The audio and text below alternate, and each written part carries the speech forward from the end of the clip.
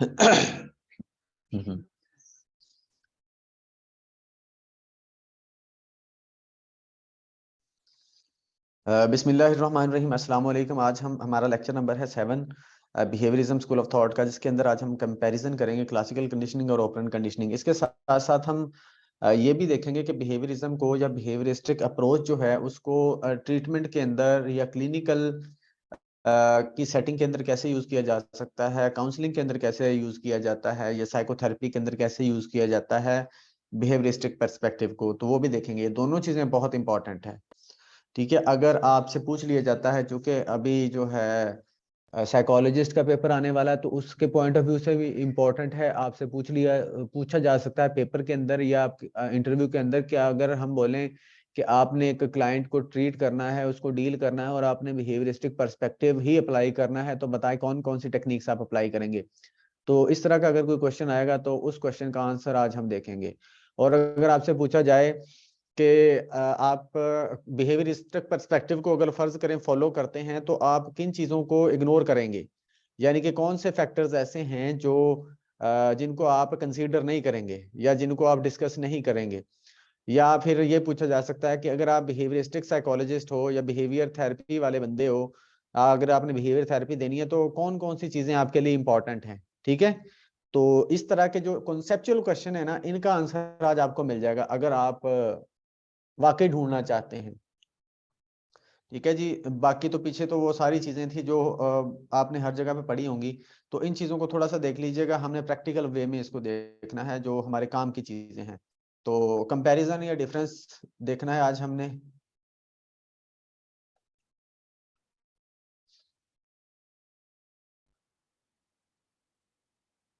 जी start करते हैं। मुझे बताएं, आपको नजर आ रहा है या मैं थोड़ा सा जूम करूं इसको, जल्दी से बताएं। सर जूम कर दे, सही से नजर नहीं आ रहा। अब अब ठीक सही है, है सर, अब ठीक। चलें स्टार्ट करते हैं फिर इसका कंपैरिजन। क्लासिकल कंडीशनिंग का पॉइंट 1 है डिस्कवर्ड बाय आइवन पेवलव। ये रशिया के साइकोलॉजिस्ट थे, फिजियोलॉजिस्ट थे। और operant conditioning discovered by BF Skinner, ये यूएसए के थे। ठीक है, तो आपको पता होना चाहिए इन दोनों का ताल्लुक कहाँ से था। ये तो आपको पता ही होगा, याद ही होगा कि किसने दिया है इसको, लेकिन ये पता होना चाहिए कहाँ के थे ये। उसके बाद classical conditioning also called respondent conditioning.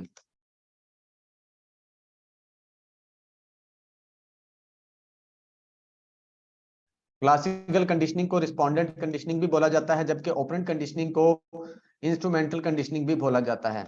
ठीक है, अच्छा ये दूसरा नाम है इनका। आगे आ जाते हैं पॉइंट 3 हमारे पास, एसोसिएशन बिटवीन टू स्टिमुलाई। इसमें क्या होता है, दो स्टिमुलाई के दरमियान में एसोसिएशन कायम की जाती है या कायम करता है इंडिविजुअल। जबकि ऑपरेंट कंडीशनिंग के अंदर relation between response and it's consequences, यहाँ पर रिलेशन बना रहा होता है रिस्पॉन्स और उसके कॉन्सिक्वेंस के दरमियान में। थोड़ा सा मैं समझा देता हूँ। अगर आपसे पूछा जा सकता है, अगर आप बोलें जी, अगर आपसे पूछता है कि क्लासिकल कंडीशनिंग में डिफरेंस बताएं, आप जल्दी से बोल देंगे जो मैंने आपको यहाँ पर बता दिया, रट्टा लगाया होगा कि एसोसिएशन बिटवीन टू स्टिमुलाई। ठीक है, तो आपसे पूछ लेता है इसका क्या मतलब है, तो ये भी आपको पता होना चाहिए, कॉन्सेप्ट क्लियर होना चाहिए इसका। एसोसिएशन बिटवीन टू स्टिमुलाई का मतलब है कि एक कंडीशन स्टिमुलस होता है, एक अनकंडीशन स्टिमुलस होता है, यानी कि खाना और बेल, उन दोनों के दरमियान में एसोसिएशन बनाता है। वो एसोसिएशन बनाने के बाद फिर रिस्पॉन्स देना शुरू करता है। ठीक है, दो स्टिमुलसेस के दरमियान में एसोसिएशन कायम की जाती है यहाँ पर क्लासिकल कंडीशनिंग के दरमियान में। उसके बाद है जी relation between response and its consequence. जबकि ऑपरेंट कंडीशनिंग के अंदर जो है रिस्पॉन्स और उसका जो कॉन्सिक्वेंस होता है उसके दरमियान में रिलेशन बनाया जाता है, या उसके दरमियान में कनेक्शन फाइंड किया जाता है, उसके दरमियान में कनेक्शन या बिल्ड होता है। यानी कि जब बच्चा अच्छा काम करके जाएगा, अच्छा होमवर्क करके आएगा, तो उसको इनाम मिलेगा, शाबाश मिलेगी। यानी कि अच्छा होमवर्क का जो उसको कॉन्सिक्वेंस मिला वो है इनाम, चॉकलेट या शाबाश।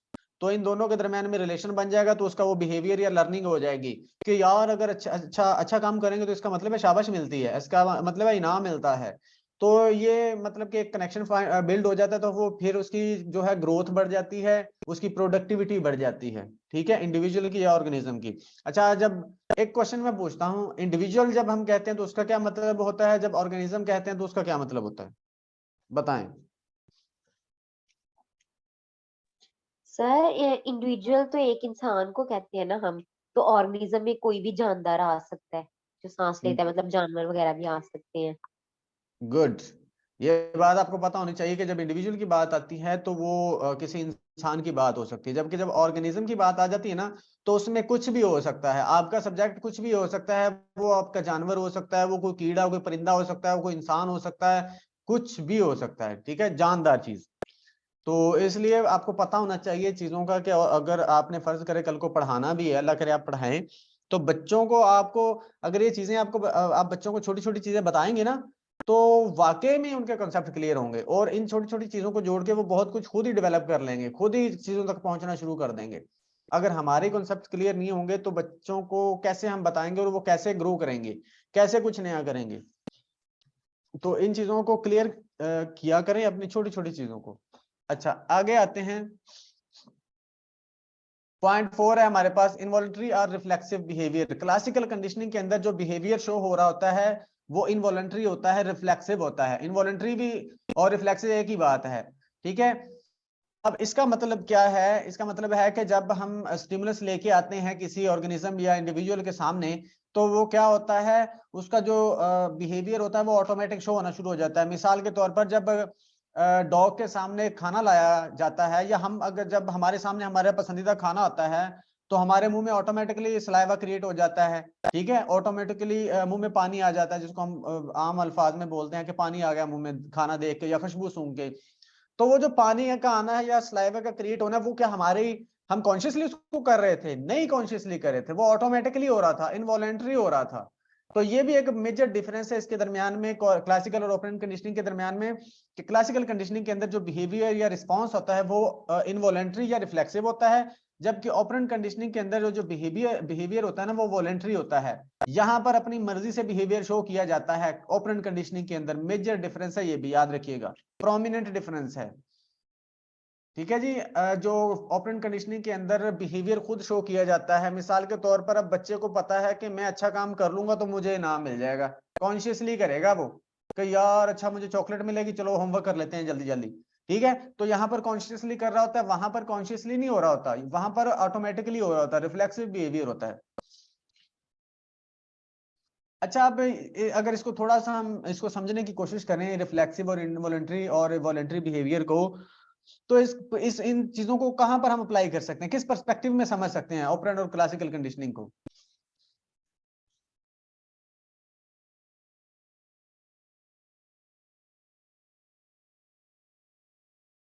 मतलब किस पर्सपेक्टिव में इसको थोड़ा सा देखा जा सकता है? मेरे माइंड में कोई चीज आ रही है जो मैं बताना चाह रहा हूँ थोड़ा सा, मिसाल के सर तौर पर। आप एक्सक्यूज मी सर, आप ये एग्जांपल ही पूछना चाह रहे हैं ना कि वॉलंटरी और इनवॉलंटरी को हम किस तरह समझ सकते हैं? हाँ जी, किस तरह समझ सकते हैं बताएं। सर जैसे इनवॉलंटरी डॉग का स्लाइवेट करना, तो ठीक है, ये नेचुरल है, इनवॉलंटरी है, यानी ये कोई और चीज एग्जांपल हम दें, कोई लोग। और एग्जांपल दें, कोई और दें, डेली लाइफ से दे दें, कोई और दे दें, ये तो मैंने बता दिया ना, कुछ और बताएं। जी सर, जैसे हमारी दिल की धड़कन, ये ये किसी इनवॉलंटरी है, ये हम लर्न ये नहीं कर किसी सकते। नहीं, ये किसी के रिस्पॉन्स में तो नहीं आ रही ना। सर जैसे दिल की धड़कन तेज हो जाती है, अच्छा, तो अगर इसमें कोई कंडीशन, फियरफुल सिचुएशन हम देखेंगे तो तेज हो जाएगी। हाँ ये इसको, हाँ इसको कहीं किसी हद तक आप कह सकते हो कि जब आप किसी ऐसी सिचुएशन में होते हो तो ऑटोमेटिकली आपका, चूंकि हमें पता है या हमने सीखा हुआ है कि जब इस तरह की सिचुएशन आनी है तो घबराना है, ठीक है, तो हम घबराते हैं और हमारे जो है ऑटोमेटिकली सारे जो बॉडी के फंक्शंस हैं वो स्टार्ट हो जाते हैं घबराने वाले। तो ये भी एक तरह की मेरे ख्याल में लर्निंग ही होती है कि हम, अच्छा अब ऐसा क्यों नहीं होता कि हम खुश होने वाली सिचुएशन में रोना शुरू कर दें और रोने वाली सिचुएशन में हंसना शुरू कर दें? ऐसा क्यों नहीं होता? ये भी हमारी लर्निंग हुई पड़ी है ना कि सिचुएशन टू सिचुएशन हम अपने जो आबाओ अजदाद से सीखते आ रहे हैं कि गम वाली सिचुएशन कौन सी होती है, किस सिचुएशन में हमारे दिल की धड़कन को तेज होना है, किस सिचुएशन में हमारे पसीने छूटने हैं, किस सिचुएशन में हमने खौफ फील करना है, ठीक है। तो कह सकते हैं ये डिफरेंट सिचुएशंस के साथ एसोसिएट किया हुआ है, हमारी क्लासिकल कंडीशनिंग हुई हुई है। वॉलंटरी बिहेवियर की तरफ आए।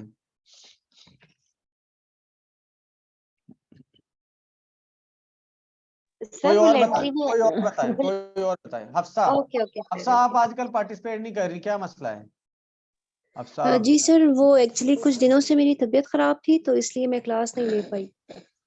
अच्छा अच्छा, वॉलेंट्री बिहेवियर को कैसे आप देखती हैं, कोई एग्जांपल दें? सर वॉलेंट्री बिहेवियर यानी जो भी कॉन्शियस बिहेवियर हम शो करते हैं, कॉन्शियसली जो हम करते हैं, वो सारे वॉलेंट्री बिहेवियर आते हैं। जैसे फॉर एग्जांपल हमें भूख लगी, हमने खाना खाया, या जो भी जिसमें आपकी बॉडी मूवमेंट इन्वॉल्व होती है और आपका कॉन्शियस माइंड इन्वॉल्व होता है, वो सारा वॉलेंट्री बिहेवियर में आ जाएगा। वो तो ठीक है, सही है। इसकी अगर हमने कुछ एग्जांपल लेनी है लर्निंग के पॉइंट ऑफ व्यू से, कंडीशनिंग के पॉइंट ऑफ व्यू से, तो कैसे? कंडीशनिंग के पॉइंट ऑफ व्यू से बताएं। जैसे हमने वो देखा कि आपने कोई सांप को देखा तो आपने घबराना शुरू कर दिया, आपके दिल की धड़कन तेज हो गई, वो लर्निंग है ना हमारी, कि सांप को देख के हमने डरना ही डरना है। कभी कुछ लोग सर ऐसे होते हैं, अब देखे ना, बच्चों की कंडीशनिंग नहीं हुई होती सांप को देखने की, बच्चे उसे डरने के बजाय भाग उसके पास उसको पकड़ने चले जाते हैं। तो वो इस तरह वॉलेंट्री बिहेवियर को कैसे करेंगे हम? हाँ सर, हम ऐसे भी कह सकते हैं कि अगर एक स्टूडेंट को आप क्लास में एप्रिसिएशन देते हो, उसको मोटिवेट करते हो, तो नेक्स्ट टाइम जब आप उससे क्वेश्चन करोगे तो वो वॉलंटियरली आपको वो जो है ना आपको अच्छे से रिस्पांस देगा। और इसके निस्बत अगर एक को हम पनिशमेंट देंगे या उसको हम अच्छा रिस्पांस नहीं देंगे, तो अगर वो चाहते हुए भी वो आपको रिस्पांस सही से नहीं दे पाएगा। ठीक है।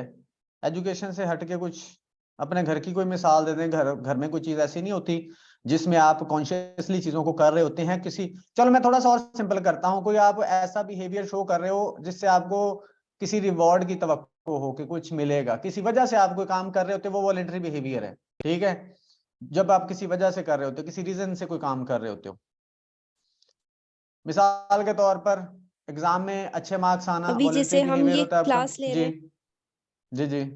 जैसे अभी ये हम क्लास ले रहे हैं, तो इसके पीछे भी हमारा एक रीजन है ना कि हम मोटिवेट हो रहे हैं कि वॉलंटियरली हम ये काम कर रहे हैं, क्योंकि हमारे एक रीइंफोर्समेंट मिलेगी कि कल को हम एक अच्छी जगह पर होंगे।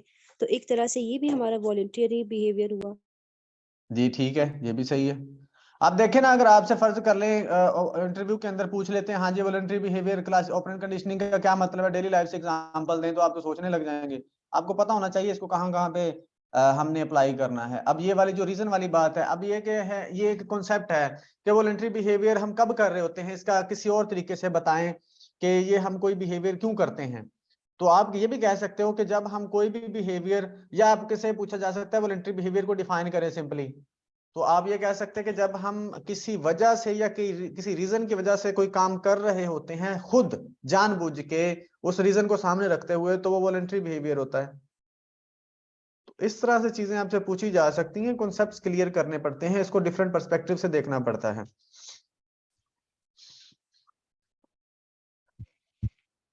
चलो जी, आगे देखते हैं पॉइंट नंबर 5 एक्सक्यूज मी हमारे सर, पास। जी सर इनवॉलेंटरी जो रिफ्लेक्स है, इसे हम इससे मतलब स्लाइवेट और दिल की धड़कन वगैरह से हमसे मोर एक्सप्लेन करें, तो हम किस तरह करेंगे? ये तो एक कॉमन सी मतलब बात है ना, स्लाइवेट होना, हमारे धड़कन वगैरह तेज हो जाना, ये कॉमन सी बात है, लेकिन हम मोर एक्सप्लेन, वो हम जी किस जी, तरह करेंगे? मैं बताता हूँ।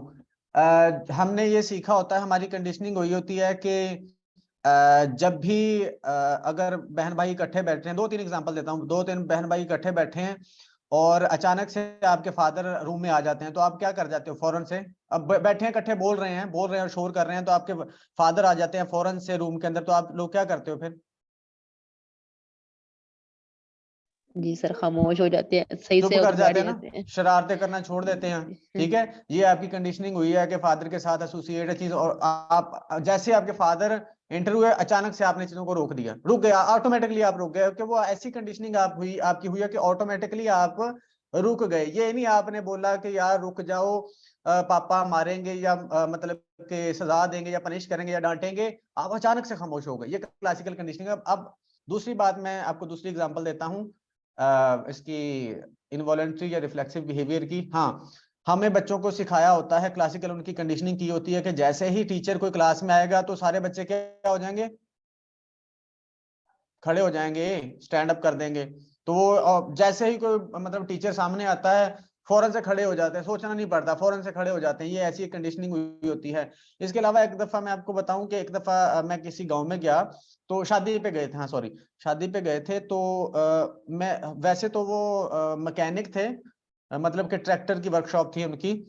तो उन्होंने तरबियत अपने बच्चों की बड़ी अच्छी की हुई थी। वो जो अंकल थे ना, जो घर के सरबराह थे, उनके बेटे जिनकी दोस्ती की वजह से गए थे हम, तो मैंने एक बहुत ही जबरदस्त चीज वहां पर ऑब्जर्व की कि हम बैठे थे इसी तरह से बाहर, मतलब कि उनके बरामदा टाइप था कुछ, तो वहां पर बैठे थे। तो मैंने देखा कि उनका है ना, उनमें से एक लड़का, उस अंकल का एक लड़का भी बैठा हुआ अपने दोस्त के साथ बातें कर रहा। तो जैसे ही उसने अपने अब्बू को आते हुए देखा ना, जैसे ही उसने अपने अब्बू को आते हुए देखा कि मेरे अब्बू मेरी तरफ आ रहे, तो वो फौरन से खड़ा हो गया। फौरन से खड़ा हो गया, जैसे हम टीचर की रिस्पेक्ट में खड़े हो जाते हैं ना, वो भी खड़ा हो गया। तो जैसे उसके अब्बू गुजर गए हैं उसके सामने से, तो वो फिर बैठ गया। अब उसके अब्बू दोबारा वापस आए हैं बाहर से, दोबारा वापस आए हैं बाहर से, तो जैसे उसने देखा वापस आ रहे हैं, तो वो फिर से खड़ा हो गया। ठीक है, जब उनके पास से गुजर गए हैं, तो वो फिर से बैठ गया। मतलब ये, इसको आप समझ सकते हो कि उनकी कंडीशनिंग ऐसी हुई है, उनकी तरबियत ही ऐसी हुई है कि जब भी वाले साहब आएंगे या पापा आएंगे, तो उनकी रिस्पेक्ट में खड़ा हो जाना है, तो वो ऑटोमेटिकली खड़े हो जाते हैं। ठीक है, अब इसको क्लासिकल कंडीशनिंग में देखा जा सकता है, इसको ऑपरेंट कंडीशनिंग में भी देखा जा सकता है। लेकिन आप इसको क्लासिकल, अच्छा ये भी चीज होती है कि बाज लोग आपको फंसाने की कोशिश करते हैं कि यार इसको क्लासिकल कंडीशनिंग और ऑपरेंट कंडीशनिंग में भी बयान करो। तो आप कह सकते हो, अगर तो वो खड़ा हो जाता है फौरन, यानी कुछ बिना सोचे समझे खड़ा हो जाता है, इट मींस कि वो उसका इनवॉलंटरी बिहेवियर हुआ है, रिफ्लेक्सिव बिहेवियर हुआ है। ठीक है, लेकिन अगर वो ये सोच के खड़ा होता है कि यार मेरे फादर आ रहे हैं, मैं मतलब मुझे इनकी रिस्पेक्ट के लिए खड़ा होना चाहिए, अगर मैं खड़ा ना होऊंगा तो बाद में मेरी बेइज्जती होगी या डांटेंगे मुझे, तो फिर ऑपरेंट कंडीशनिंग में चला जाएगा।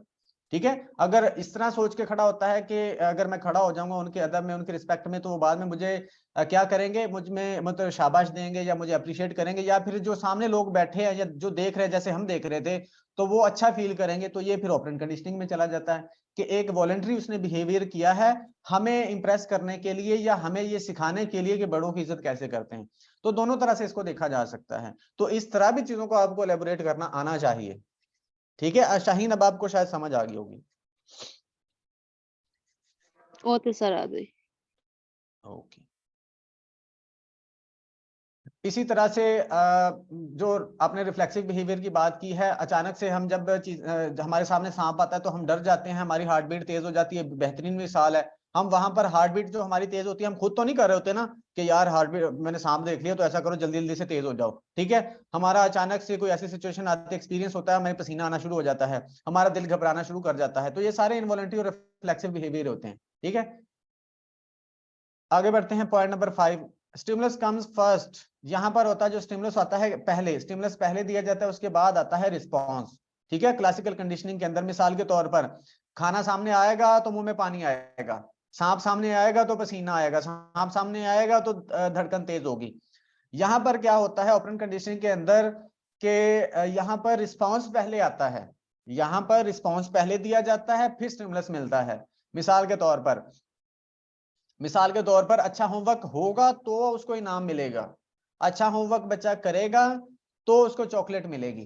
ठीक है, इस चीज को जहन में रखना, ये भी एक बाज दफा ये पूछ लिया जाता है कॉन्सेप्ट है ना, कि इसमें क्या मतलब है। अच्छा, इसका ये जो ऑपरेंट कंडीशनिंग है, इसका ये मतलब नहीं है कि ये जो रिस्पॉन्स आ रहा होता है या बिहेवियर आ रहा होता है इसके पीछे कोई स्टिमुलस नहीं होता, वो स्टिमुलस भी होता है, लेकिन अगर इस दूसरे टर्म में देखें, जिस टर्म में मैं आपको समझा रहा हूं, तो पहले यहाँ पर रिस्पॉन्स देना होता है, फिर स्टिमुलस मिलता है। या इसको इस तरह भी कह सकते हैं कि रिस्पॉन्स पहले आता है, फिर उसका कॉन्सिक्वेंस मिलता है। ठीक है, तो दोनों तरह से इसको देख लेना है, जैसे भी पूछा जाए। पॉइंट नंबर 6 है हमारे पास, also called stimulus response conditioning. इसको स्टिमुलस रिस्पॉन्स कंडीशनिंग भी बोलते हैं, also called response stimulus conditioning. दोनों को एक दूसरे के उलट बोलते हैं, यहाँ रिस्पॉन्स पहले आता है, और सॉरी स्टिमुलस पहले आता है, यहाँ रिस्पॉन्स पहले आता है। अच्छा, उसके बाद पॉइंट 7 है, response under control of stimulus. यहाँ पर जो रिस्पॉन्स होता है ना, या जो बिहेवियर होता है, वो स्टिमुलस के कंट्रोल में होता है। स्टिमुलस मिलेगा तो बिहेवियर आएगा, रिस्पॉन्स आएगा, अगर स्टिमुलस नहीं मिलेगा तो नहीं आएगा। जबकि ऑपरेंट कंडीशनिंग के अंदर response under control of organism, यहाँ पर ऑर्गेनिज्म यानी कि इंडिविजुअल के कंट्रोल में होता है। वो करना चाहे तो ठीक है, अगर नहीं करना चाहे तो ना सही। अगर उसको नीड होगी कि मुझे इनाम चाहिए या मुझे रीइंफोर्समेंट चाहिए या मुझे स्टिमुलस चाहिए, तो वो कर लेगा, अगर नहीं करना चाहेगा तो नहीं करेगा। ठीक है, आपने देखा होगा बाज दफा किसी को आपने घर में देखा होगा कि बाज दफा अपने छोटे बहन भाई को अगर आप ये भी बोले ना कि आपको 10 रुपए दूंगी या दूंगा तो ये काम कर दो या चीज लेके आओ, तो वो 10 रुपए लेके भी नहीं जाता। ठीक है, तो वो मतलब कि वहां पर ऑपरेंट बिहेवियर, ऑपरेंट कंडीशनिंग वाला बिहेवियर शो कर रहा होता है कि मैं नहीं जाऊंगा भाई। तो ठीक है, बात इस यहाँ पर जो बिहेवियर कंट्रोल में होता है किसके, ऑर्गेनिज्म या इंडिविजुअल के। अच्छा, point number 8, conditioned and unconditioned stimulus are well defined. यहाँ पर कंडीशनड और अनकंडीशनड स्टिमुलस डिफाइंड होते हैं, ठीक है। जैसे वो यानी कि बेल और क्या था, खाना था हमारे पास। अच्छा, उसके बाद conditioned stimulus is not defined, यहाँ पर कंडीशनड स्टिमुलस डिफाइन नहीं होता, ठीक है। जैसे वहां पर बेल थी, यहाँ पर कोई कंडीशन स्टिमुलस डिफाइन नहीं होता। अच्छा, उसके बाद पॉइंट 9 है हमारे पास, one can choose to be the part of new behaviour here. यहाँ पर जो होता है ना, इंडिविजुअल या ऑर्गेनिज्म वो चूज कर रहा होता है कि उसने नया बिहेवियर शो करना है या नहीं। सॉरी, यहाँ जो क्लासिकल कंडीशनिंग के अंदर जो होता है ना, ऑर्गेनिज्म या सब्जेक्ट जो होता है वो नहीं चूज कर सकता कि उसको नया बिहेवियर शो करना है या नहीं करना, या उसको ये वाला रिस्पॉन्स देना है या नहीं देना, क्योंकि यहाँ पर तो इनवॉलंटरी होता है ना, तो यहाँ पर तो उसके कंट्रोल में नहीं है, ठीक है, क्लासिकल कंडीशनिंग के अंदर। जबकि ऑपरेंट कंडीशनिंग के अंदर टोटली कंट्रोल में होता है, किसके, ऑर्गेनिज्म के। तो वो उसकी मर्जी है, वो उस चीज का पार्ट बनना चाहे या ना बनना चाहे, ठीक है। अच्छा, उसके बाद पॉइंट नंबर 10 हमारे पास, extinction due to removal of unconditional stimulus. यहाँ पर अगर अनकंडीशनल स्टिमुलस को हटा लिया जाएगा तो एक्सटिंक्शन हो जाएगी, यानी कि अनलर्न कर लेगा चीजों को, वो छोड़ देगा, रिस्पॉन्स देना बंद कर देगा। जबकि यहाँ पर क्या होगा, यहाँ पर extinction due to removal of reinforcement और पनिशमेंट। यहाँ पर रीइंफोर्समेंट और पनिशमेंट की बात होती है, इसकी वजह से जो है एक्सटिंक्शन हो रही होती है या नहीं हो रही होती। अच्छा, पॉइंट 11 है हमारे पास, associated with already existing behaviour. इसको एसोसिएट किया जाता है पहले से एग्जिस्टिंग बिहेवियर के साथ। जबकि ऑपरेंट कंडीशनिंग के अंदर क्या किया जाता है, ऑर्गेनिज्म और individual first show its behaviour then get reinforcement और पनिशमेंट। पहले वो अपना बिहेवियर शो करता है, फिर उसको रीइंफोर्समेंट या पनिशमेंट मिलती है। जी, ये था हमारे पास comparison. Classical and operant conditioning बहुत ही इंपॉर्टेंट है, अगर आप दोनों कंडीशंस को समझना चाहते हैं, बेसिक कॉन्सेप्ट्स, तो ये एक अच्छा बनाया हुआ है कंटेंट। कोई क्वेश्चन है तो पूछें। सर ये क्लासिकल कंडीशनिंग में जो 11 पॉइंट है ये जरा रिपीट कीजिएगा। एसोसिएटेड विद एग्जिस्टिंग बिहेवियर, पहले से जो बिहेवियर कोई एग्जिस्ट करता होगा ना, उसके साथ एसोसिएट करेंगे हम चीजों को, उसके साथ कनेक्शन बनाते हैं चीजों का। जैसे मिसाल के तौर पर हमारे पास हमारे पास पहले से मौजूद था खाना, ठीक है, खाना मौजूद था ना पहले से हमारे पास, तो उसके साथ हमने एसोसिएट कर दिया कि इसको बेल को, पहले से एग्जिस्ट कर रहा था ना वो हमारे पास खाना, जो रिस्पांस दे रहा था, सलावा दे रहा था या हमारा इनवॉलंटरी रिस्पांस क्रिएट कर रहा था, हमने उसी के साथ एसोसिएट कर दिया बेल को। और सर ये जो ओपरेंट कंडीशनिंग में पॉइंट नंबर 5 है, रिस्पांस और बिहेवियर कम्स फर्स्ट, इसमें एजुकेशनल बैकग्राउंड के अलावा कोई और एग्जांपल जरा मुझे बताइएगा। रिस्पांस और बिहेवियर कम्स, जैसे मिसाल के तौर पर कैसे एग्जांपल लेना चाह रही हैं आप, मुझे थोड़ा सा क्लियर करें फिर मैं बताता हूँ। सर आपने एजुकेशन के हवाले से बताया था ना कि मतलब अगर बच्चा कोई अच्छी परफॉर्मेंस शो करेगा तो एक तरह से वो रीइंफोर्समेंट हो जाएगी, तो हम बाकी सोसाइटी के वे में हम इसको कैसे देखेंगे अगर कोई हमसे पूछे। हाँ, सोसाइटी के वे में आप इसको वो जो मैंने आपको एग्जांपल दी थी रिस्पेक्ट वाली, कि किसी का रिस्पेक्ट करने के लिए, जैसे वो मैंने बच्चे की मिसाल दी थी कि वो अपने अब्बू को देख के खड़ा हो जाता था, अब वो क्यों मतलब बिहेवियर क्यों शो कर रहा है कि उसके अब्बू बाद में उसकी तारीफ करेंगे या हम लोग तारीफ करेंगे कि यार तू तो बड़ा मुअद्दब बच्चा है, ठीक है। तो ये रिस्पेक्ट वाली मिसाल भी उसमें आती है, ठीक है। इसके बाद आप कह सकते हैं कि खेल के दौरान अच्छा परफॉर्म करना, जान लगा के खेलना, कि यार बाद में अगर मैं अच्छा परफॉर्म कर लूंगा तो मेरी मतलब कि शाबाश होगी, या मुझे इनाम मिलेगा, या मुझे मेडल मिलेगा, या मुझे शाबाश मिलेगी। इसी तरह एग्जाम में अच्छा परफॉर्म करना कि बाद में मेडल मिलेगा या घर वाले इनाम लेके देंगे, ठीक है। इस तरह से बहुत सी मिसालें बनती हैं। और रिवॉर्ड मिलना ना, किसी भी परफॉर्मेंस पे आपको रिवॉर्ड जो मिलता है, जी तो जी उससे बिल्कुल, जी जी, ये रिवॉर्ड के साथ आप इसको एसोसिएट करके याद कर लें, ज्यादा अच्छे से हो जाएगा आपको। जी ठीक है सर, थैंक यू। हाँ जी, वेलकम जी। किसी और का कोई क्वेश्चन है तो। सर ये ऑपरेंट कंडीशन में से तैयार है ना, पहले रिस्पांस शो करेंगे, बाद में आपको रिवार्ड मिलेगा, ठीक है सर। जैसे जी हमें लर्निंग दी हुई है, जैसे हमने पहले स्टिमुलस सांप आया, हम डर गए, लेकिन अब जी, ऑपरेंट कंडीशन में पहले हम डरेंगे, बाद में सांप आएगा। नहीं नहीं, ये आप उस वाली मिसाल पे ना अप्लाई करें इसको। फिर सर वो कैसे यहाँ इम्प्लीमेंट, अगर इसको भी मिसाल दी जाती है तो हम उसको कैसे मैं इम्प्लीमेंट मैं करेंगे? आपको कह रहा हूँ ना कि इसको मैंने इसलिए तो थोड़ी देर पहले आपसे थोड़ा सा पूछ रहा था कि इसको कैसे अप्लाई करेंगे। बाज दफा ये एक चीज पे अप्लाई हो जाएंगी दोनों चीजें, दोनों एग्जांपल्स या दोनों लर्निंग्स, लेकिन बाज दफा इन दोनों को अलग-अलग अप्लाई करना पड़ेगा आपको। अगर ये दोनों सेम होती तो फिर ये अलग-अलग क्यों आती? पहले तो मुझे आप बताइए। अगर आपसे ये पूछ लेता, आपने अच्छा किया ये क्वेश्चन रेज कर लिया कि ये हम इसको साम वाली मिसाल पे अप्लाई कर सकते हैं कि नहीं। बाज दफा ऐसा होगा कि एक एग्जांपल पे आप दोनों को अप्लाई कर दोगे। जैसे मैंने वो रिस्पेक्ट वाली बात की थी कि अगर वो कोई कुछ सोचे बिना खड़ा हो जाता है बच्चा, तो फिर वो क्लासिकल कंडीशनिंग को वहां पर एक्सप्रेस कर रहा है। लेकिन अगर वो ये सोच के खड़ा होता है कि यार बाद में मेरे अब्बू तारीफ करेंगे या जो सामने बैठे लोग हैं वो मेरी तारीफ करेंगे, मुझे अच्छा समझेंगे, तो वो फिर ऑपरेंट कंडीशनिंग को एक्सप्रेस कर रहा है। ठीक है, लेकिन बाज जगह पे ये अप्लाई नहीं होगी दोनों एक दूसरे पे, बाज जगह ये अलग-अलग अप्लाई हो रही होंगी, जैसे आपने साम वाली मिसाल बोली है। ठीक है, तो इस तरह चीजों को समझना है। अगर ये दोनों एक चीज एक जैसी होती तो फिर ये अलग-अलग ना होती। थोड़ा सा ओके सर, डिफरेंस है इनमें। यानी ये हर जगह पे अप्लाई नहीं होती। हाँ जी, आप कह सकते हैं, लेकिन अगर आप इसको घुमा फिरा के करना भी चाहें तो कर भी सकती हैं, इसमें कोई इशू नहीं है। मिसाल के तौर पर अब आपने साम वाली मिसाल बोली है ना, अब साम वाली मिसाल मैं आपको थोड़ा सा कोशिश करता हूँ समझाने की, इसको मतलब उसी पे अप्लाई करने की। आपने क्लासिकल कंडीशनिंग को एक्सप्रेस कर दिया, आपके सामने सांप आया, आपने रिफ्लेक्सिव बिहेवियर शो कर दिया, लेकिन आप डरे क्यों हैं उससे? आप डरे क्यों हैं? क्यों? क्योंकि आपको कोई नुकसान ना पहुंचे। आप डरे क्यों या आप वहां से भागे क्यों हैं? आपने चीखना क्यों शुरू कर दिया? आपने चीखना इसलिए शुरू कर दिया कि आपको आपके जहन में आया कि यार सांप काट लेता है, उसके बाद बंदा मर जाता है। तो आपने वो रिवॉर्ड लेने के लिए, जिंदगी का रिवॉर्ड लेने के लिए या अपनी लाइफ को बचाने का रिवॉर्ड लेने के लिए वहां से भागना शुरू कर दिया। तो इस तरह से भी आप इसको थोड़ा सा ना घुमा फिरा के उस पर अप्लाई कर सकते हो, लेकिन पहला स्टेप सांप देखने में आपका क्लासिकल कंडीशनिंग का ही आएगा। वहां पर आपने क्लासिकल कंडीशनिंग को पहले एक्सप्रेस किया है, बाद में आप ऑपरेंट कंडीशनिंग को एक्सप्रेस कर रहे होगे वहां पर। लेकिन ये एक चीज और यहाँ पर आती है कि आपने यहाँ पर लर्निंग की बात हो रही है, कि कंडीशनिंग की बात हो रही है कि जब आप किसी चीज के थ्रू कोई बिहेवियर शो कर रहे हैं, यानी कि पहले आपकी लर्निंग हो चुकी थी, ये लर्निंग के बाद की मिसाल है। ठीक है, ये आपको वैसे तो यहाँ पर हम ये समझा रहे हैं ना कि आप कैसे लर्निंग करवाएंगे, ये बेसिकली इसमें लर्निंग कैसे होती है। बाद में जब आप मतलब कोई कहीं पर कोई बिहेवियर शो कर रहे होंगे, तो फिर क्या होगा?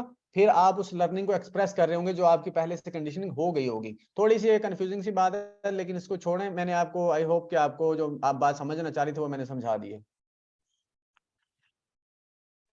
ओ तो सर सही है। समझ आ गई है? नहीं आई तो बताएं, दोबारा मैं बताता हूँ। नहीं सर, आदि सर असल में मसला ये है ना, जब भी इंटरव्यू देने जाती हूँ ना, तो वो पूछते थी तो वैसे ही पूछे, हम होता है रटे रटाए 3-4 लाइन बोल दी, पैराग्राफ बोल दे, वो कहते हैं मजीद एक्सप्लेन करो और मुख्तलिफ साइड से, तो इसलिए मैं पूछ रही थी। जी जी बिल्कुल, मैं इसलिए तो कह रहा हूँ कि आप लोगों को अगर आप चाहती है ना पीपीएससी का इंटरव्यू क्लियर करना, तो आपको ये रटे रुटे काम नहीं आने। आपको मैं इसलिए कह रहा हूँ, मैंने ये यहाँ पर रोक दिया है, हालांकि ये मैं इसको जल्दी जल्दी घुमा के आगे भी जा सकता था कि मुझसे कोई ऐसा क्वेश्चन ही ना पूछ रहे जो मुझे भी ना आता हो। लेकिन मैं कहता हूँ कि ये इंपॉर्टेंट चीज है हर लिहाज से, एक तो आपके एग्जाम के लिहाज से, दूसरा इंटरव्यू के लिहाज से, तीसरा आपकी लर्निंग के हिसाब से, चौथा आपने अगर कल को पढ़ाना है तो उस हिसाब से भी आपके लिए इंपॉर्टेंट है। तो कोई भी अगर आपको नहीं समझ आए तो हम दोबारा से डिस्कस कर सकते हैं। अगर मुझे कोई पॉइंट समझ नहीं आ रहा होगा तो शायद आपके जहन में आ जाए, तो अगर कोई क्वेश्चन है तो कर लें, अगर नहीं तो मैं फिर आगे बढ़ता हूँ। नहीं सर, आगे पढ़ाए। ओके, अब आगे बढ़ते हैं। अब हम देखते हैं बिहेवियरिस्ट अप्रोच को हम ट्रीटमेंट में कैसे अप्लाई कर सकते हैं, या क्लिनिकल के पॉइंट ऑफ व्यू से हम कैसे देख सकते हैं। बिहेवियरिस्टिक अप्रोच या बिहेवियर थेरेपी को कैसे हम देख सकते हैं कि वैसे बेसिकली बिहेवियरिस्टिक अप्रोच के अंदर पहले जो बिहेवियरिज्म है, बेसिकली उसके अंदर हम क्या देख रहे होते हैं? Psychological approach that considers the relationship between behaviour and environmental stimuli, या बिहेवियर और एनवायरमेंटल स्टिमुलाई के दरमियान में रिलेशनशिप तलाश किया जा रहा होता है यहाँ पर, के कौन से चेंज ऐसे आए हैं जिसकी वजह से बिहेवियर चेंज हुआ है, या कौन से हम चेंज ऐसे ला सकते हैं, या कौन सा स्टिमुलस हम ऐसा दे सकते हैं जिसकी वजह से उसका बिहेवियर चेंज हो जाए। यही वाली इसके अंदर हम देखेंगे कि अगर कोई बिहेवियर चेंज हो, बिहेवियर कोई खराब होता है किसी क्लाइंट में, जब थेरेपी लेने आता है, इलाज के लिए आता है, तो हम उसको अंडरस्टैंड कर रहे थे उसके बिहेवियर को। पहले तो हम ये देखते हैं कि कौन सा कैसा इन्वायरमेंट या कौन सा इंसिडेंट या एक्सपीरियंस उसका हुआ कि उसका ये बिहेवियर हो गया है। फिर हम देख रहे होते हैं कि अब हम इसको कौन सा स्टिमुलस देंगे या कौन से चेंज लेके आएंगे जिससे इसका बिहेवियर चेंज हो जाए। तो ये सिंपल सी बात है इसका बिहेवियरिस्टिक अप्रोच की। Behaviour therapy before 1960s behaviour therapy was not well accepted within psychology. उस वक्त ज्यादा इसको नहीं एक्सेप्ट किया जाता था सोशल वर्क, एजुकेशन और साइकेट्री के अंदर। Since 1970s behaviour therapy has been applied to great number of areas. बाद में इसको बहुत से एरियाज में अप्लाई किया जाने लगा, जैसे कि business, industry, child raising, improve athletic performance, enhancing the lives of people in nursing home, psychiatric hospital and other institutions। ये डिफरेंट जगहों पे इसको यूज किया जाने लगा। Furthermore, behavior therapy has been better understood as the process in which patient and the therapist in many cases collaborate to improve psychological functioning, जिसमें therapist और client जो होते हैं एक दूसरे से कोलैबोरेट कर रहे होते हैं, इंटरेक्ट कर रहे होते हैं साइकोलॉजिकल फंक्शनिंग को इंप्रूव करने के लिए। In behavior therapy, the relationship with the client is valued just as it is in other therapies। वो कहते हैं कि इसमें रिलेशनशिप की वैल्यू होती है जैसे कि दूसरी थेरेपीज में होती है। रिलेशनशिप की वैल्यू जो होती है ना क्लाइंट और उसकी थेरेपिस्ट की, वो हर थेरेपी के अंदर ही इंपॉर्टेंट होती है। ये भी क्वेश्चन आपसे पूछा जा सकता है कि रिलेशनशिप किस थेरेपी के अंदर ज्यादा इंपॉर्टेंट होता है। तो रिलेशनशिप के बगैर तो थेरेपी इफेक्टिव ही नहीं ना होती, यानी कि एक अच्छा इंटरेक्शन डेवलप करना जरूरी होता है। अच्छा, the association for behavioural and cognitive therapies was founded 1966 यानी कि 1966 में इसको डेवलप किया गया एसोसिएशन को, और फिर 2009 में इसके 4000 मेंबर्स हो गए थे। अच्छा, although this organisation was established in the United States, क्योंकि इसको यूनाइटेड स्टेट्स में डेवलप किया गया था। अगरचे इसको डेवलप किया, behaviour therapy societies are found in the number of countries. बाद में बहुत सी कंट्रीज में इसकी जो सोसाइटीज हैं डेवलप हुई हैं। अच्छा, अब आगे बढ़ते हैं। जो मैंने आपको बात की थी, अगर आपसे ये पूछा जाए कि बिहेवियर थेरेपिस्ट जो होता है वो किन चीजों पर फोकस करता है या उसका फोकस क्या होता है, तो आप कह सकते हैं observable behaviour, specific measurable responses, response को भी मेजर कर रहा होता है। और सबसे पहले तो ऑब्जर्वेबल बिहेवियर की बात करेगा, फिर रिस्पॉन्सेज की बात करेगा, उसके बाद particular type of behaviour are controlled by particular types of environmental stimuli. कौन से बिहेवियर किस तरह के स्टिमुलाई से कंट्रोल करने हैं, वो ये सारी चीजें देख रहा होता है। मेथड ऑफ इन्वेस्टिगेशन, इसमें कंट्रोल्ड कंडीशंस के अंदर चीजों को स्टडी किया जाता है, फिर बाद में उसको चेंज किया जाता है या मॉडिफाई किया जाता है, अगर मेथड ऑफ स्टडी की बात करें तो। अच्छा, बिहेवियरिस्ट नॉट इंटरेस्टेड, किन चीजों में इंटरेस्टेड नहीं होते या कौन सी चीजें हैं जो उनके बिहेवियरिज्म के अंदर नहीं आती। Unconscious inner motivation biochemical processes, इनमें कोई इंटरेस्ट नहीं रखते जो बिहेवियरिज्म वाले होते हैं ना, बिहेवियर थेरेपी वाला, उसको अनकॉन्शियस से कोई गर्ज नहीं होती, इनर मोटिवेशन की बात नहीं करता, बायोकेमिकल प्रोसेसेस की बात नहीं करता। अच्छा, behaviour therapy is more directed towards, ये बात बेसिकली बिहेवियर थेरेपी क्या कर रही होती है, अनलर्न करवा रही होती है मैल एडेप्टिव बिहेवियर। मैल एडेप्टिव बिहेवियर कौन सा होता है, जल्दी से बताएं, टाइम हमारे पास कम है।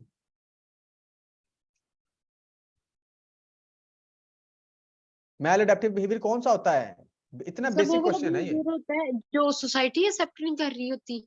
अब नॉर्मल बिहेवियर कह दें आप, सिंपल। सोसाइटी तो बहुत से ऐसे अब नॉर्मल बिहेवियर है जो एक्सेप्ट कर रही होती है, आप इस तरह कहते हैं मैलएडेप्टिव बिहेवियर जो नॉर्मल नहीं होता, सिंपल। ठीक है, बहुत अरसा ये मेरा भी कॉन्सेप्ट क्लियर नहीं कराया किसी ने, तो ये चीजों का आपको पता होना चाहिए। अच्छा, which people acquired through learning, जो उन्होंने लर्निंग के थ्रू अक्वायर किए होते हैं उनको इन्होंने अनलर्न कराना होता है। And abnormal behaviour would be treated by making them to relearn new experiences, और जो अब नॉर्मल बिहेवियर होता है उसको ट्रीट करते हैं कैसे, न्यू एक्सपीरियंसेस करवा के, ठीक है, नई चीजें उनको सिखा के, नई सिचुएशंस में डाल के। अच्छा, उसके बाद दूसरा point important, changing individual's behaviour and make them able to function more efficiently definitely solve, मतलब कि उसको इस काबिल बनाया जाता है कि मोर इफेक्टिवली और एफिशिएंटली वो काम कर सके या फंक्शन कर सके सोसाइटी के अंदर। बिहेवियर थेरेपी वाले ये काम करते हैं। क्लासिकल कंडीशनिंग के अकॉर्डिंग अगर इसको देखें तो 3 टेक्निक्स होती हैं क्लासिकल कंडीशनिंग के according, systematic desensitisation, aversive therapy, flooding और इम्प्लोसिव थेरेपी। सिस्टमैटिक डिसेंसिटाइजेशन का मतलब क्या होता है कि किसी को सिस्टमैटिक वे में या डिफरेंट स्टेजेस में कोई किसी चीज का इलाज करना, ये सिस्टमैटिक डिसेंसिटाइजेशन कहलाता है। मिसाल के तौर पर अगर किसी को फोबिया है, बिल्ली से बहुत डर लगता है, तो सबसे पहले क्या किया जाएगा, उसको समझाया जाएगा कि आपने रिलैक्स रहना है। आपने पहले तो उसको ये रिलैक्स रहना सिखाया जाता है ना, कि रिलैक्सेशन उसको प्रैक्टिस कराई जाती है कि रिलैक्स कैसे रहना है। अब हमें पता है कि उसको बिल्ली से फोबिया है, तो फिर क्या किया जाता है, सबसे पहले उसको बिल्ली का नाम लिया जाता है, उसके सामने बिल्ली के बारे में डिस्कशन की जाती है, ठीक है।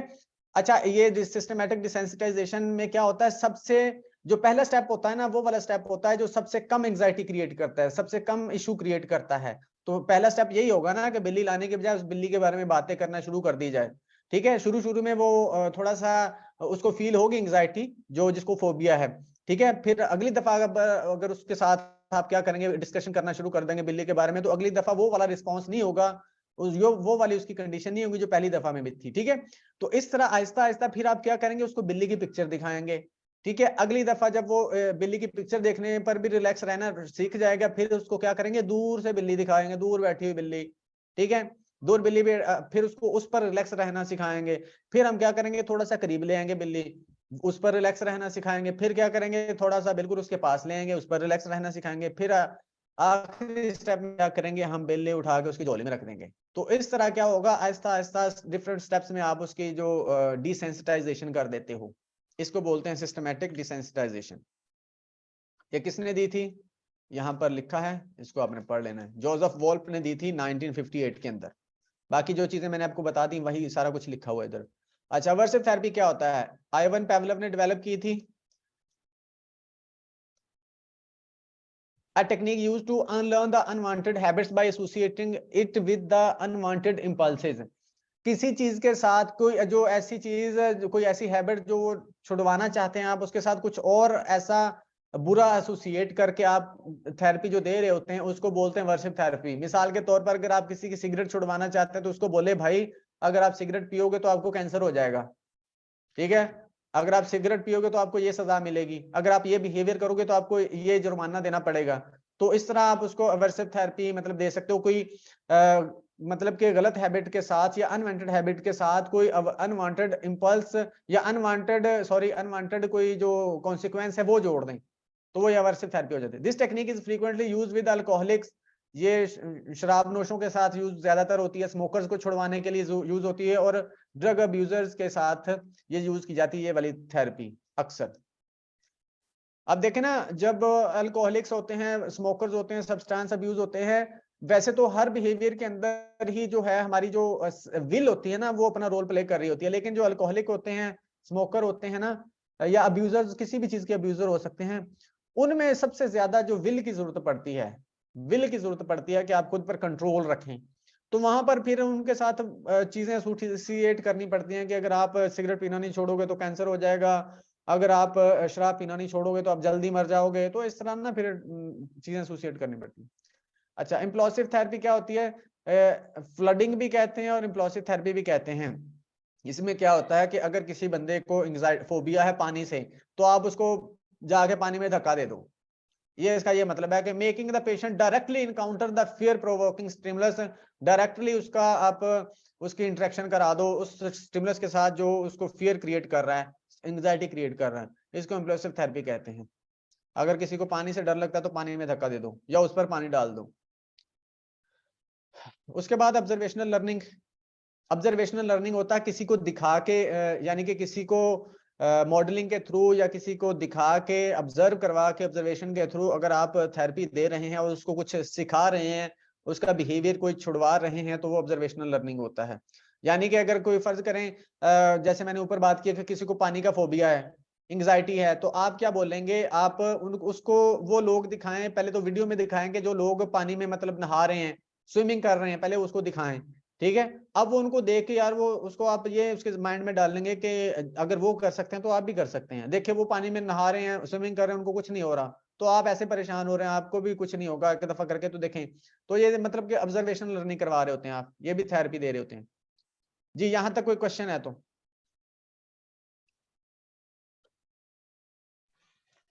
सर इमर्सिव और इम्प्रेसिव बता दें, क्योंकि उस मतलब दोनों में भी तो हम अनवांटेड बिहेवियर को ही उनको करवा रहे होते हैं, इनकाउंटर करा यहाँ रहे पर होते हैं। इसमें इम्प्लोसिव थेरेपी के अंदर हम क्या कर रहे होते हैं, हम अगर किसी को पानी का फोबिया है ना, तो हम पानी के अंदर उसको धक्का दे रहे हैं, यानी कि डायरेक्ट उसकी इंटरेक्शन करा रहे हैं उस स्टिमुलस के साथ जो स्टिमुलस उसको एंजाइटी क्रिएट करा रहा है।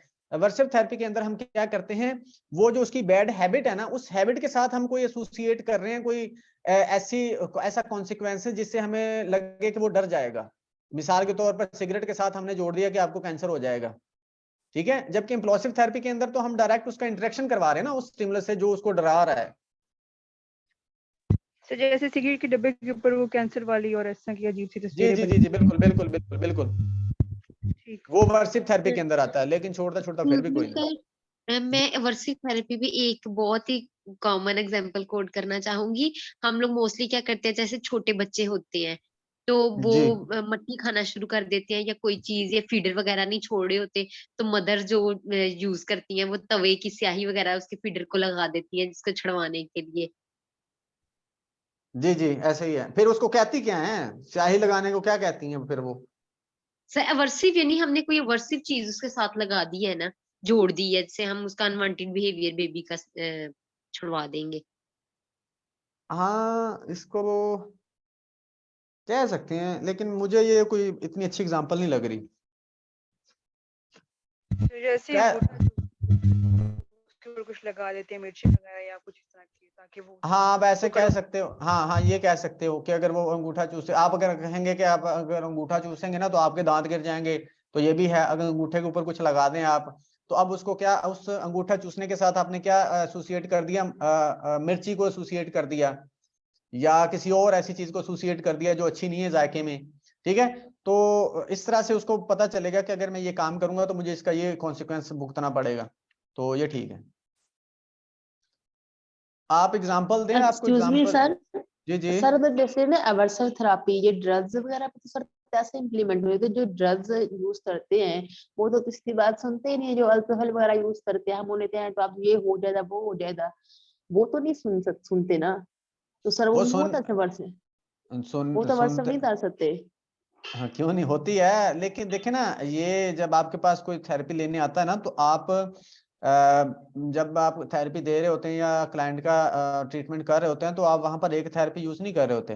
पहले तो आप उसमें विल क्रिएट करेंगे ना, ठीक है। विल थोड़ी सी क्रिएट करेंगे, फिर उसमें आप डर भी पैदा करेंगे। डर पैदा करने के लिए आप अवर्सिव थेरेपी देंगे कि अगर यार फर्ज करो, देखो आपको छोड़ना बहुत जरूरी है, ठीक है, आपको छोड़ना क्यों जरूरी है, मैं ये दे, अब ये अगर आप उसमें विल पैदा करने के लिए भी ये थेरेपी दे रहे हैं कि अगर आप इसको छोड़ोगे ना तो यार आपको कैंसर हो जाएगा। अगर आपको कैंसर हो जाएगा तो आपके जो बच्चे हैं, बीवी है, वो किधर जाएगी, या हस्बैंड है, कोई भी अगर लड़की है तो उसको उस हिसाब से डील करेंगे, लड़का है तो उस हिसाब से डील करेंगे, ठीक है।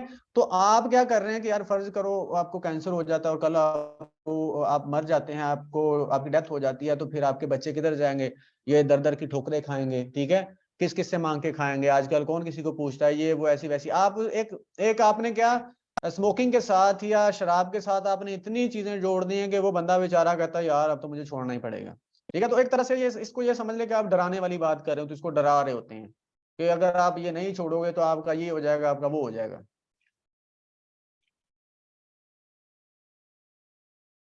और सर ये जो एवर्सिव थेरेपी है, इसका जब मैंने पढ़ा था तो उसमें ये था कि जैसे ड्रग या अल्कोहल वाले होते हैं तो वो उनको वो जो अमाउंट होती है जो ड्रग की वो ये लोग देते हैं, लेकिन साथ में हल्का सा स्लाइट इलेक्ट्रिक शॉक दे देते हैं, या फिर जो वो ड्रग दे रहे होते हैं उसमें कुछ ऐसे केमिकल डाल देते हैं जिसकी वजह से उसका टेस्ट बहुत बदजायका हो जाता है।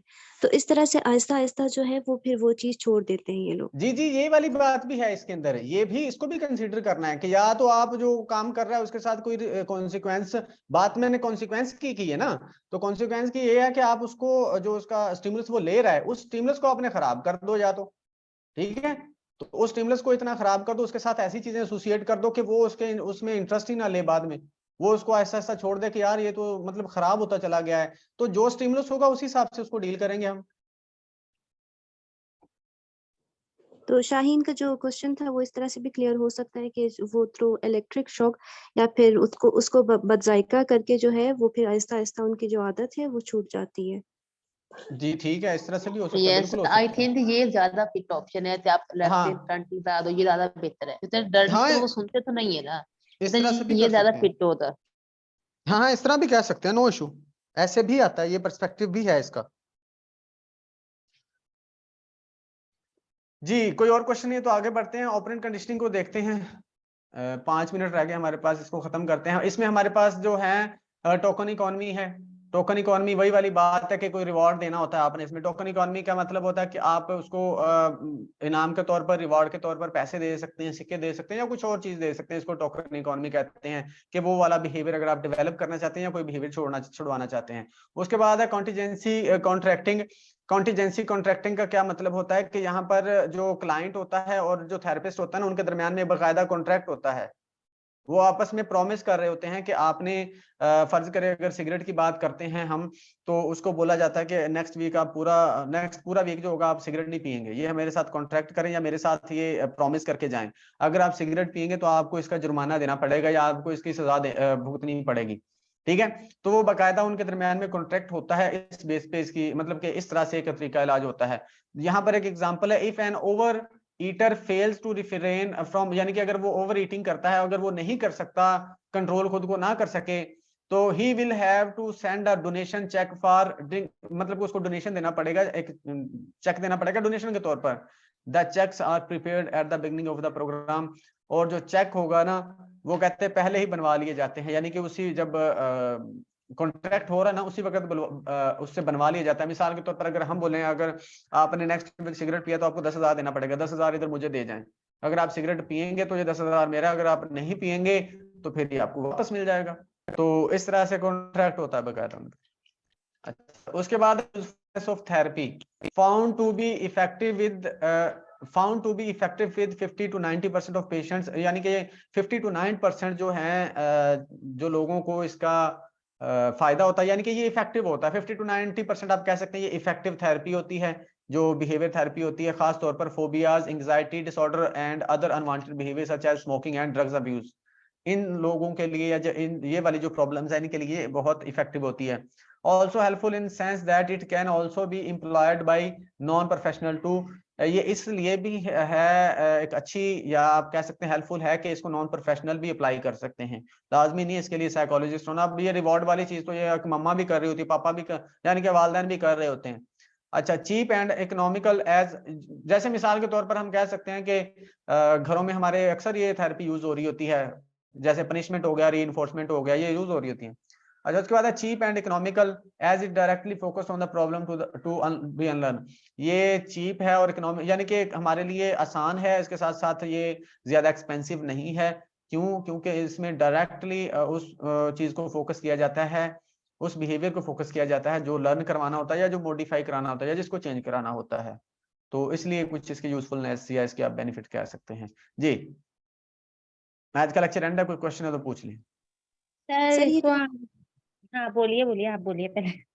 नहीं, मुबश्शिर आप अपना क्वेश्चन कर लें प्लीज। मेरा क्वेश्चन नहीं था, मैं खाली इसको एक्सप्लेन कर रही थी थोड़ा सा। सर इसमें जो आ जाता है, इसमें एसोसिएशन आ जाती है ना, कि एसोसिएट करना चीजों को किसी चीज के साथ और फिर उसके बारे में रिवॉर्ड देना। फॉर एग्जाम्पल हम जो है वो बच्चे को अगर नमाज के लिए तैयार कर रहे हैं, तो नमाज के लिए मेरे ज़हन में बहुत अच्छी एक एग्जाम्पल आई थी, मैंने पढ़ी थी ये। तो वो क्या करती थी, उसका बच्चा नमाज नहीं पढ़ता था, तो उसने बोला कि तुम अगर नमाज पढ़ोगे ना तो तुम्हें रोजाना एक चॉकलेट मिलेगी, अल्लाह ताला की तरफ से आएगी चॉकलेट और एक जी दे जी देकर। जी जी तो फिर आपने भी पढ़ी है सर? जी जी बिल्कुल पढ़िए। तो वो चॉकलेट जो है वो जानमाज के नीचे रख दिया करती थी उसकी मदर। तो फिर जब वो जानमाज समेटता था तो उसके नीचे से उसको चॉकलेट मिलती थी। तो इस तरह से ये हुआ, और जब उसका बिहेवियर ऐसा हो गया और नमाज का आदी हो गया, तो चॉकलेट आना बंद हो गई और उसको कोई फर्क भी नहीं पड़ा, क्योंकि बिहेवियर तो उसका सेट हो चुका था ना। तो सर बिल्कुल। इसका इस तरह से हम समझ सकते हैं। जी जी बिल्कुल। जी, कोई और कह रहे थे? मैं हम आपने तो चॉकलेट वाली बात सुनी है, आपने थोड़ी सी ना इसको मॉडर्न इसकी एग्जांपल सुनी है। हमने बहुत पहले वाली एग्जांपल सुनी है जिसमें शक्कर दी जाती थी, कि वो जाय नमाज के नीचे शक्कर रखी जाती थी। ये हमने बहुत पुरानी एग्जांपल ये सुनी हुई है, आपने इसको थोड़ा सा मॉडर्नाइज कर दिया है चॉकलेट के साथ। जी सर।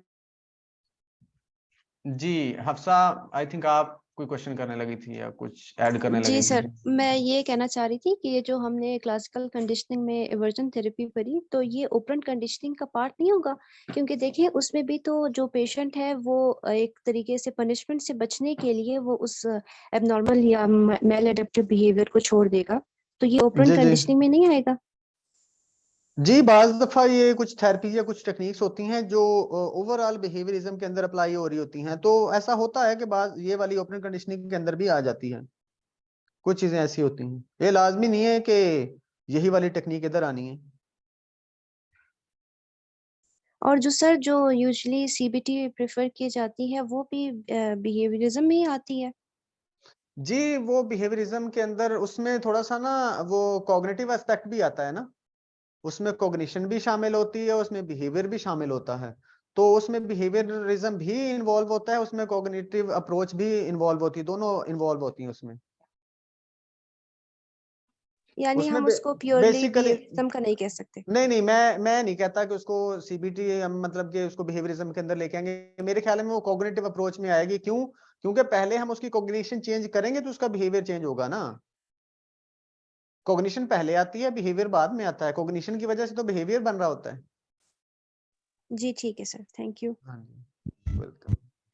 जी, मेरा कोई और क्वेश्चन? हमने शुरू में जैसे कहा कि पावलोव ने क्लासिकल कंडीशनिंग को डिस्कवर किया और स्किनर ने ओपन कंडीशनिंग, लेकिन जब एंटीसीडेंट्स की हम बात कर रहे थे तो इसमें एक में जेबी वाटसन था और एक में थॉर्नडाइक था, तो ये डिस्कवर्ड हुई या इंट्रोड्यूस्ड होगा? मतलब ये थोड़ी सी कंफ्यूजन है क्योंकि हमने कहा कि उन लोगों ने शुरुआत की थी, बाकायदा तौर पर मुतारिफ करवाया था वो पावलोव ने करवाया था या स्किनर ने कराया था, तो ये इसमें थोड़ी कंफ्यूजन है कि डिस्कवरी में और इंट्रोडक्शन के अंदर।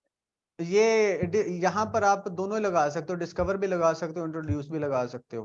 तो फिर जिन लोगों ने पहले इस पे काम किया तो उन्होंने इसको ये वाला नाम नहीं दिया था, मतलब वो जैसे हमने पहले कहा नहीं, ये जो क्लासिकल कंडीशनिंग जैसे सबसे पहले ये इंट्रोड्यूस उसने कराई है, पेवलव ने, उसी को इसका फाउंडर माना जाता है या फादर कहा जाता है। और इसी तरह बीएफ स्किनर ने भी ओपरेंट कंडीशनिंग पे काम किया था।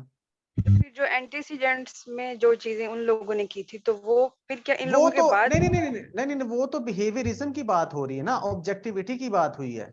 तो बिहेवियरिज्म के अंदर दो चीजें आ गई ना, क्लासिकल कंडीशनिंग और ओपरेंट कंडीशनिंग। तो ऑब्जेक्टिविटी तो इन दोनों के अंदर डिस्कस हो रही है ना, क्लासिकल कंडीशनिंग के अंदर भी ओपरेंट कंडीशनिंग के अंदर भी। ये बेसिकली लर्निंग की दो टाइप्स आप कह सकते हैं कि किस तरह से लर्निंग के दो तरीके हैं बस। तो मतलब वो लर्निंग पे वो लोग सिमिलरली कोई एक जैसा काम करे, जैसे हम कह रहे थे कि साथ बाकी साइकोलॉजिस्ट भी कर रहे थे, तो बाकायदा तौर पर जो इन चीजों को फोकस किया है वो इन दोनों आदमियों ने किया। जी उसको बकायदा मतलब आप कह सकते हैं कि जब इन तरीकों को नाम दिया जो इन दोनों ने दे दिया, पेवलव ने बोल दिया कि ये क्लासिकल, इसको हमने क्लासिकल कंडीशनिंग कहना आज के बाद, और स्किनर ने कह दिया जी हमने इसको आज के बाद ओपरेंट कंडीशनिंग का नाम दे दिया। ठीक है सर। पहले नहीं दिया। बिहेवियरिज्म में हमने आके ट्रीटमेंट जो है वो पढ़ना शुरू किए, इससे पहले फंक्शनलिज्म और वॉलंटरिज्म, क्या मतलब उनका टारगेट ये ह्यूमनिस्टिक अप्रोच में मेरे ज़हन में लफ्ज़ है, तो क्या वो नहीं था या फिर वो एक्सपीरियंसेस पर ही उनका सारा दारोमदार था? क्योंकि इसी पर हमने ट्रीटमेंट्स को, जैसे गेस्टाल्ट का हम पढ़ते हैं, ह्यूमनिस्टिक अप्रोच पढ़ते हैं या कोग्निटिव का पढ़ते हैं, तो बिहेवियरिज्म के बाद ही पढ़ते हैं, तो क्या उन लोगों का इसमें कोई कंट्रीब्यूशन नहीं था बाकायदा तौर पर मेंटल हेल्थ को लेकर या इन चीज़ों स्ट्रक्चरलिज्म और फंक्शनलिज्म वालों का? जी सर। अच्छा जी, स्ट्रक्चरलिज्म वालों में यही तो खामी थी एक सबसे बड़ी, कि वो प्रैक्टिकल प्रॉब्लम्स को सॉल्व नहीं करता था। यही तो इशू था उसमें, यही खामी थी उसके अंदर। जबकि फंक्शनलिज्म वाले थोड़ा सा आ गए थे प्रैक्टिकल प्रॉब्लम्स की तरफ, लेकिन उन्होंने भी कोई अपने बकायदा वो मेथड्स नहीं दिए थे जिस तरह से बिहेवियरिज्म वालों ने दिए हैं। स्ट्रक्चरलिज्म वालों में ये थी खामी। जी, कोई और क्वेश्चन है तो पूछें, अदरवाइज फिर बाकी जो आपने अफसा बोली है ना बात सीबीटी वाली, उसको मैं थोड़ा सा कल फिर कंफर्म करूंगा। मेरे ख्याल में वो आती है कॉग्निटिव अप्रोच के अंदर। ठीक है, तो बाकी इसको कंफर्म करेंगे और कल मजीद डिस्कस कर लेंगे। ठीक है सर।